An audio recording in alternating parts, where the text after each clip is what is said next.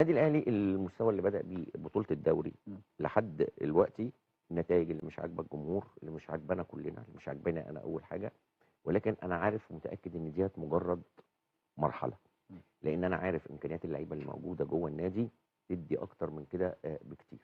احنا لحد السنه اللي فاتت كانت في ناس بتقول ده السكواد بتاع بيراميدز الاجمد، لا، هو سكواد النادي الاهلي حاليا بعد الصفقات هو الاجمد. ولكن زي ما كلمتك المره اللي فاتت، الكلام دوت والاسماء بس الاهلي ناقصه باك ليفت لازم وناقصه تأدي كرة. سيرد باك عندك وناقصه راس نواقص، حربه. عندك نواقص، واتكلمنا في النواقص، واتكلمنا في باك ليفت، واتكلمنا في محتاج راس حربة الاهلي زيادة مع محتاج باك محمد ليفت. شريف. الاهلي محتاج باك ليفت. وقلت لك المرة اللي فاتت في باك رايت كمان يبقى مع هاني، ينافس مع هاني، رغم ان هاني شغال ما شاء الله كويس الماتشين من اول ماتش المنتخب وهو شغال كويس. ولكن كلمة حظوظ طول عمر ماتش الاهلي والزمالك ما بيخضعش المقاييس خالص.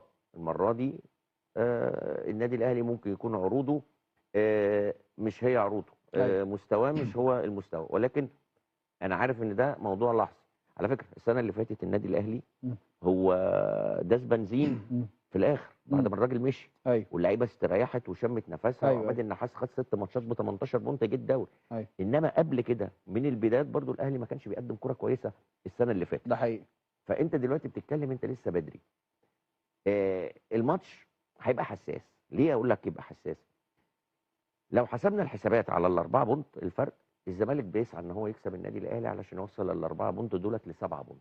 انت عارف الدوري قليل. بعد كده المرحله الاخيره هو صعب، ده هم 6 ماتشات، لانك انت هتاخد السبعه. 6 ماتشات. فلما هتعمل فرق واسع وتقدر كنادي زمالك ان انت تعمل الفرق ده ممكن يريحك. في نفس الوقت النادي الاهلي زي ما بقول لك، اما النادي الاهلي امبارح عمل شوط تشم فيه ريحه النادي الاهلي الشوط الاول. صحيح. ليه؟ اللي انت ما كنتش بتعمله عملته. عملت كل حاجه، ضغطت. امبارح فرقه سيراميكا مش هي فرقه سيراميكا بقى اللي كلنا كمشجعين كوره في مصر عارفين لعبها وبتاع. امبارح سيراميكا مش قادر يباصي باصتين.